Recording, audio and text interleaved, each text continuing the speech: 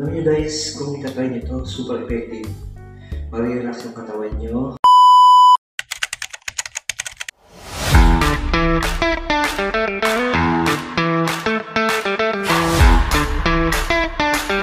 Hello mga idol, kamusta kayo? Ako uli ang inyong Kuya Brian. Habang hindi pa ako nagpo-post ng video ko na title is My First Job as OFW Part 4, ito muna yung naisip kong content ngayong araw to. Kasi nga, kailangan ko talagang gawin ito based on experience, kailangan ko para guminhawa ang aking pakiramdam.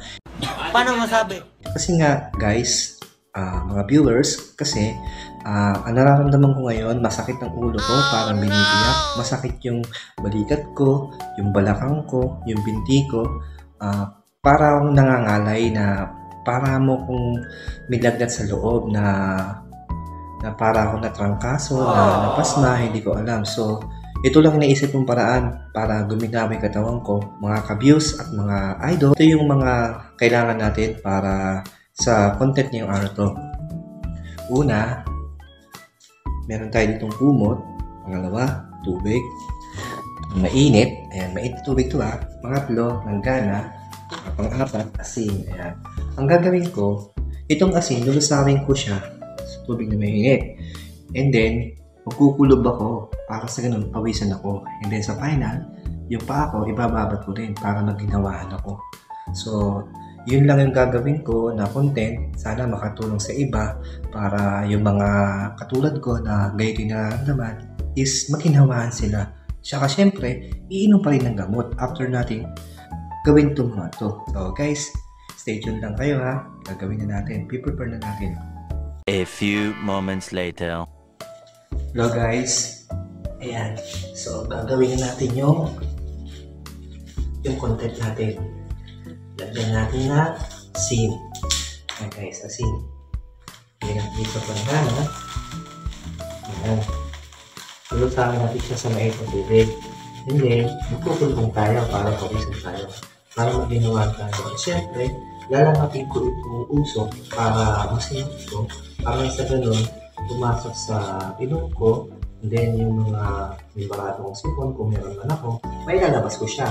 And then, magtitira tayo ng konti. Kakalang sa ating paa. Kalagyan natin mamaya. Ayan. So, ngayon, talagyan natin itong tubig na mainit. Ayan. Iusok tayo guys. Nakita sa video, iusok. Ayan. Pagdami natin lahat. Ngayon, pinukulog mo. Sa ganun, mawisan tayo. So guys, magukulog muna ako ha. 2 minutes later. Hello guys, pinapawisan na ako. So, ganito guys yung gagawin nyo pag nakakulog na kayo.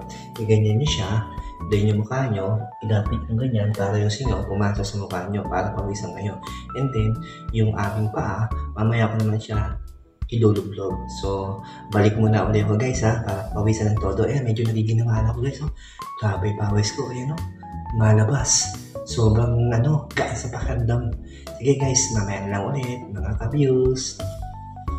5 minutes later. Okay. So, ayun na nga guys. Sobrang pawis ko. Kitang-kita. Yan. Pawis ako guys. 10 minutes later. So guys, ayan. Tuloy na natin natin ginagawa. So, idagdagan natin ito kasi. Tapos, yung pinakulo kong dulo yung pandagdag, idagdag na rin natin. Ayan. Meanwhile. And guys, dadagdagan natin siya ng konting tubig na malamig para maging maligam kami siya. Pero hindi naman ba't hindi maligam kami. May init kami siya. Kaya nga lang, yung sakto ng sapa, pamilipod ko.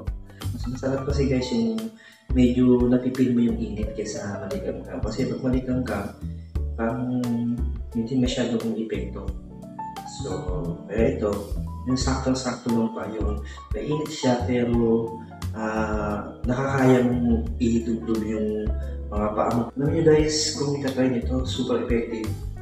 Mag-relax yung katawan nyo, and then yung nararamdaman nyo, unti-unti siya mawawala yung mukha mong parang pasma. Thank you so much guys sa mga viewers natin dyan. Salamat po sa support. gusto ko mag-try, subukin nyo lang po. Walang makakala sa inyo. Kung gusto ko try nyo lang guys. Para ma-experience nyo yung ginagawa ko. Thank you so much guys sa nakanood dyan. Bye! Thank you all for watching this here video.